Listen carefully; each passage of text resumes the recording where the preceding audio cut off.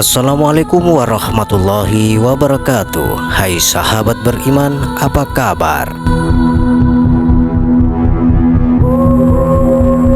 Al-Quran tidak hanya berisi tentang ajaran-ajaran Islam melalui kisah Nabi saja, tetapi ada juga makhluk-makhluk mistis yang dijelaskan dalam Al-Quran, di mana makhluk-makhluk tersebut memiliki karakter yang beragam, baik ataupun buruk.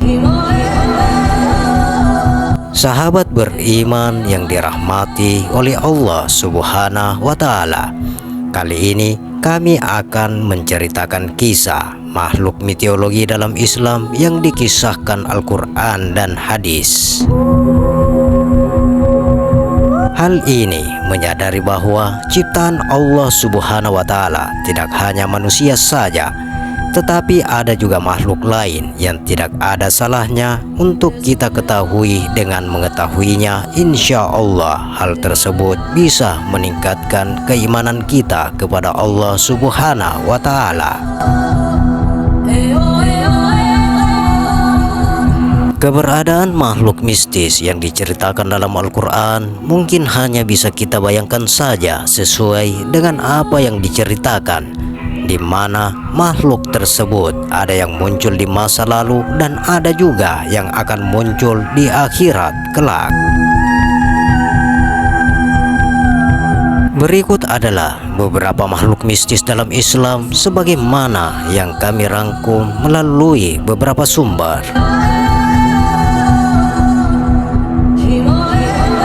Makhluk mistis yang pertama adalah buruk. Dikisahkan bahwa buruk ini membawa Nabi Muhammad SAW dalam perjalanan Isra Mi'raj dari Masjidil Aqsa ke langit yang ketujuh. Jika diartikan, buruk sendiri adalah kilat dan berbentuk kuda dengan sayap. Melalui artinya itulah makhluk ini punya kecepatan yang sangat tinggi. Hal tersebut dijelaskan Allah Subhanahu wa Ta'ala melalui firman-Nya dalam surat Al-Baqarah ayat 20. Hampir saja kilat itu menyambar penglihatan mereka. Setiap kali kilat itu menyinari, mereka berjalan di bawah sinar itu, dan apabila gelap menerpa mereka, mereka berhenti. Sekiranya Allah menghendaki, niscaya Dia hilangkan pendengaran dan penglihatan mereka.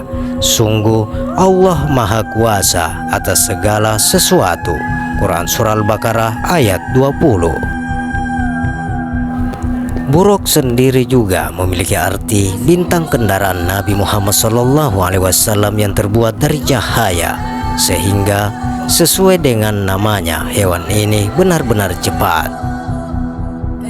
Dari Anas bin Malik bahwasanya Rasulullah SAW bersabda, "Didatangkan kepadaku buruk, seekor tunggangan putih, lebih tinggi dari keledai dan lebih rendah daripada banhal. Ia berupaya meletakkan telapak kakinya di ujung pandangannya.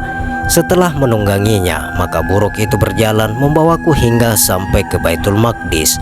Aku ikat tunggangan itu di tempat biasanya para nabi menambatkan tunggangannya." Hadis riwayat Bukhari dan Muslim. Makhluk mistis berikutnya adalah burung Anka. Menurut kisahnya, burung ini digambarkan memiliki ukuran yang sangat besar dan bisa mengangkat seekor gajah dengan cakarnya yang tajam. Diceritakan juga bahwa burung tersebut hidup di Gunung Falat dan ketika terbang bisa sampai menutupi matahari. Makhluk mistis berikutnya adalah Dabbat al-Ar. Makhluk ini digambarkan sebagai hewan yang buas dan diyakini menjadi salah satu tanda sebelum datangnya hari penghakiman. Dabbat al-Ar memiliki kepala yang menyerupai kepala kerbau, mata seperti mata babi, telinga seperti telinga gajah, tanduk seperti tanduk rusa jantan, leher seperti leher burung unta, dada seperti dada singa, kulit seperti kulit harimau, punggul seperti punggul kucing, ekor seperti ekor biri-biri jantan, dan kaki seperti kaki unta. Dabbat al-ar, makhluk ini dijelaskan bahwa sebagai hewan melata yang akan keluar dari kota Mekah sebelum datangnya hari penghabisan atau hari kiamat. Hewan ini akan muncul tepat setelah matahari mulai terbit dari arah barat dan tanda di mana kiamat akan datang. Allah Subhanahu wa Ta'ala berfirman, "Dan apabila perkataan telah jatuh atas mereka, kami keluarkan sejenis binatang melata dari bumi yang akan mengatakan kepada mereka bahwa sesungguhnya manusia dahulu tidak yakin kepada ayat-ayat kami." Quran Surat An-Naml ayat 82. Berikutnya adalah ikan nun. Saat membaca tentang kisah-kisah Nabi, mungkin pernah membaca tentang ikan nun. Kisah ikan nun juga telah kami ceritakan di video kami sebelumnya. Ikan nun bukanlah ikan biasa, lebih tepatnya ikan nun ada di zaman Nabi Yunus alaihissalam. Bentuknya mirip paus dan pernah melahap Nabi Yunus alaihissalam saat sedang menaiki kapal. Meski dilahap ikan nun, Nabi Yunus alaihissalam masih tetap hidup. Berkat di dalamnya beliau berzikir kepada Allah Subhanahu wa Ta'ala, dan akhirnya Nabi Yunus alaihissalam dikeluarkan dari perut ikan nun. Dijelaskan dalam surat As-Saffat ayat 139 sampai dengan 145. Sesungguhnya Yunus benar-benar salah seorang rasul. Ingatlah ketika ia lari ke kapal yang penuh muatan, kemudian ia ikut berundi, lalu dia termasuk orang-orang yang kalah dalam undian. Maka ia ditelan oleh ikan besar dalam keadaan tercela. Maka kalau sekiranya dia tidak termasuk orang-orang yang banyak mengingat Allah, niscaya ia akan tetap tinggal di perut ikan itu sampai hari pembangkitan. Quran Surah Saffat ayat 139 sampai dengan 145. Berikutnya adalah burung ababil. Ketika membaca surat Al-Fil, maka burung ababil turut disebutkan dalam surat tersebut. Burung ini adalah penyelamat Ka'bah dalam serangan pasukan gajah yang dikirimkan oleh Abraham.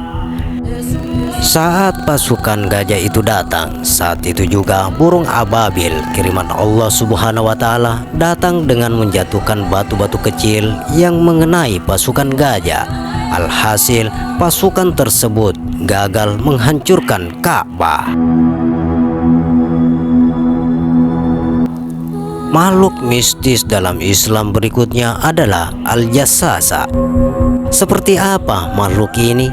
Dalam sebuah hadis Fatimah binti Qais dikisahkan tentang peristiwa 30 orang yang terombang-ambing di tengah laut selama 1 bulan. Lalu mereka pun terdampar di pulau yang ada di tengah laut. Disitulah rombongan tersebut bertemu dengan sosok makhluk berukuran besar dengan bulu yang sangat lebat. Saking lebat bulunya, mereka tidak tahu di mana kepala dan ekornya. Makhluk yang bernama Al-Jassasa ini diyakini sebagai penjaga Dajjal. Itulah sahabat beberapa makhluk mistis dalam Islam yang diceritakan dalam Al-Quran dan hadis. Keberadaan mereka bukan untuk menakut-nakuti kita dengan bentuknya yang aneh-aneh, tetapi membuat kita semakin kagum atas kekuasaan Allah Subhanahu wa Ta'ala yang bisa menciptakan berbagai makhluk dengan begitu hebatnya. Bagaimana pendapat Anda? Silakan share pendapat menarik Anda pada kolom komentar. Semoga video ini bermanfaat dan bisa menambah keimanan dan ketakwaan kita kepada Allah Subhanahu wa Ta'ala. Terima kasih untuk sahabat yang telah menonton video ini. Sampai berjumpa kembali di video berikutnya. Wassalamualaikum warahmatullahi wabarakatuh.